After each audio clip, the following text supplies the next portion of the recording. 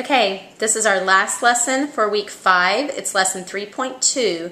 It starts on page 83. Go ahead and pause this so that you can get everything ready for this lesson.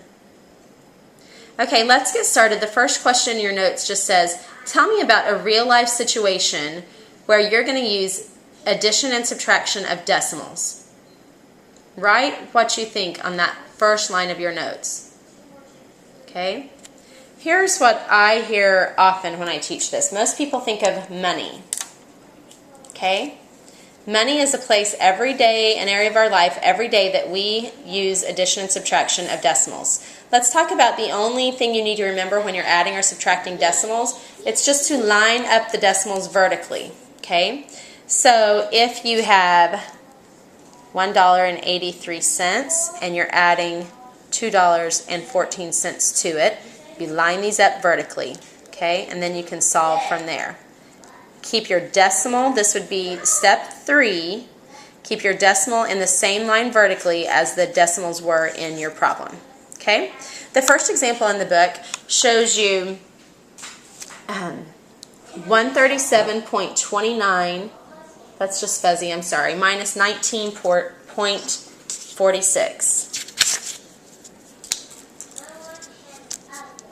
I want you to write this on your paper while I do it here. 137 minus 19.46. Okay? You can take 6 from 9, leaves you with 3. You can't take 4 from 2, so we are borrowing. 12 minus 4 is 8. Bring your decimal down here to the same place vertically. 6 minus 9 is not possible. We're going to borrow. 16 minus 9 leaves you with 7. 2 minus 1 is 1. 1 minus nothing is 1. So the answer would be 117.83. Yes, I know it's more mathematically correct to say 117 and 83 hundredths, but it's easier when we're talking about a lot of decimal numbers just to say point and then whatever numbers are followed after that decimal. Okay, example 2 has 3 different add-ins or 3 different numbers that are being added together. Okay? And if you look at that first number, it's 9.02. The second number is 16.7. So I need my 16 over here. Sorry, I just wrote the wrong number. That should be a 7. And the last number is 183. In a whole number, the decimal would come after that. So you could put a decimal there just so you remember. Okay, when you're adding these up, anything past the decimal, you can fill in some placeholders. It doesn't change the value of the number at all, okay? And you can just add up vertically. And the book talks you through that. Okay, let's look at example 3 then. We've got a variable thrown in here. It's not really that you're solving an equation here, but they want you to substitute a value for the variable. So the variable is y, and the problem is y minus 8.48. And they say that y equals 9.2.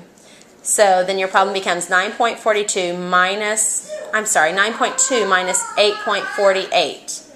We want to go ahead and rewrite this so that it's vertical. Okay? Here's where our problem starts. You can't take 8 from nothing, so go ahead and fill this in. You still can't take 8 from 0, so you're going to borrow. 8 from 10 leaves you with 2. You can't take 4 from 1, so we're borrowing again. 4 from 11 leaves you with 7. You're going to have a decimal here, but 8 minus 8 is 0, so you just have 0.72.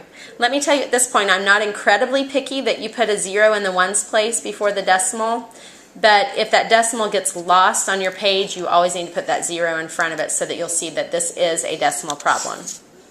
Okay, I want you to look at the skill check problems. They are on the bottom of page 83. And they continue on to the top of page 84. I want you to work out those. Pause this now while you do that, and I will write these answers for you. So when you're ready to check it, you can come back to this and check to see that you got them correct. Number 1 is 46.4. Number 2 is 97.78. Number 3 is 145.504. Number 4 is 14.89. Okay, there's the first 4. I'm going to have to switch to a different piece of paper. Okay, number 5 is 20.821.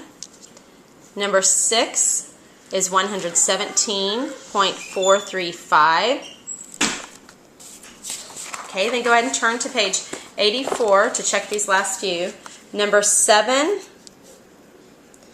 is 16.9. Number 8 is 14. It was just a whole number answer. You don't have a decimal there. You don't have to put 14.0. Number 9 is 7.4. And number 10 is 48.54. I'm going to caution you at this point so that you understand after the problem numbers come the period after that, and then the answer with the decimal in it. Sometimes on the test for this chapter, students get confused and they see that I wrote problem 9 was 7.4 and then something else, and they'll think that it was 9.74 for some reason. So just pay careful attention to that. Okay, have a good week. Bye.